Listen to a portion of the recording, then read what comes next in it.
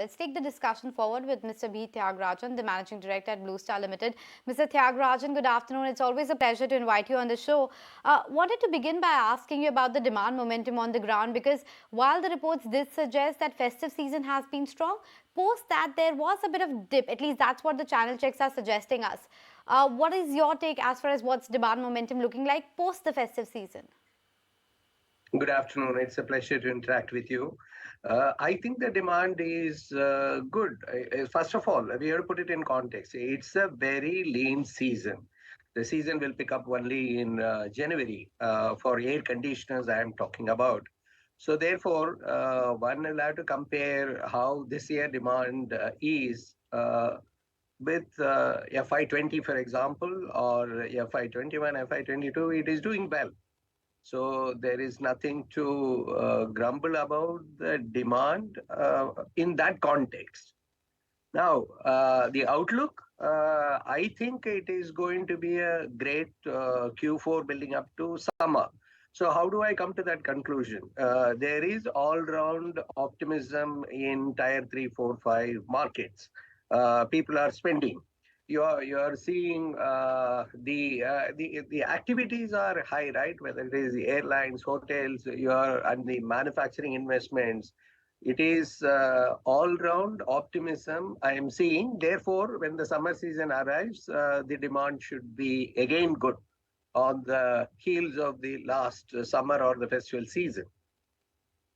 Right. Very good afternoon to you, Mr. Thiagarajan. This is Cheryl also joining in the conversation. And let's talk about the commodity prices and what they will do to the margins for your company. Because after September, we have actually seen some sort of an uptrend in these commodity prices like aluminium or copper.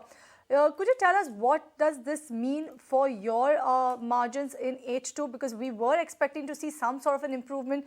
With this uptick in commodity prices, will the narrative now change? Cheryl, a very pertinent question. I did inform your channel as well as other channels that actually there should be margin improvement from Q3 onwards. But I am not seeing that in Q3 basically because whatever is the savings due to commodity price softening is eaten away by the exchange rate. So therefore, I don't see there is a margin improvement that is going to come due to the input costs anytime in Q3. But I can talk about H2 as a whole. We have stated this as well. Because of other reasons, the margin will improve. The scale. You are able to build the scale now with the fast-going room air conditioners market. Second is for Bluestar, it will start sourcing products from Bluestar Climate Tech Limited City. So there is huge savings in terms of logistics costs for the southern region market, which constitute close to 50%, both for incoming and outgoing raw material. There is a moderation in the marketing expenses because of the scale. The advertising expenses as a percentage of revenue also will come down. And then preparing for the season, there are quite a few products which are value engineered or with indigenous components. Therefore, we maintain the outlook that we had given. If you're talking about cooling product segment, we had said the margin outlook will be somewhere around 8.5%. And the segment one, which is electromechanical projects and the commercial air conditioning products, it should be in the order of anywhere between 5.5 to 6%. So therefore, Q3, I don't see a margin improvement in terms of the input cost. It is taken away by the rupee depreciation. So margins are not likely to see a big improvement in this quarter, given the fact that rupee depreciation seems to have eaten away the commodity softness benefit. But Mr. Thiagarajan also wanted your take regarding the market share, because for Bluestar, the market share has ranged between 12 to 13%. Where is it headed, let's say, over the next 12 to 24 months? And while this is a lean period for the AC segment, how's the other appliances doing, the likes of air purifiers, etc.? Because this year, again, the AQI, whether in Mumbai or Delhi, has been really dismal. So the market share goal we had stated in a couple of years, it should be 15%. We have been we have been doing well. If you have seen for the past 6 quarters, we have done extremely well, and we will continue to grow. So therefore, I think we are on course to achieving 15% market share by FY24. Sorry, FY25, and it should move to somewhere around 14 in FY24. So therefore, the direction towards growing faster than the market, at the same time keeping an eye on the margin, will continue. This is first part. Second part is connected with the B2B part of the business that is doing exceptionally well, whether it is shop, showroom, boutiques, manufacturing, data center. On that part, we are really growing and we are gaining significant market share. This particular season, always, every year we talk about air purifiers. The noise is for 1 week to 10 days. I'm sorry to say that market size is less than 300 crores. It's not a needle moving thing.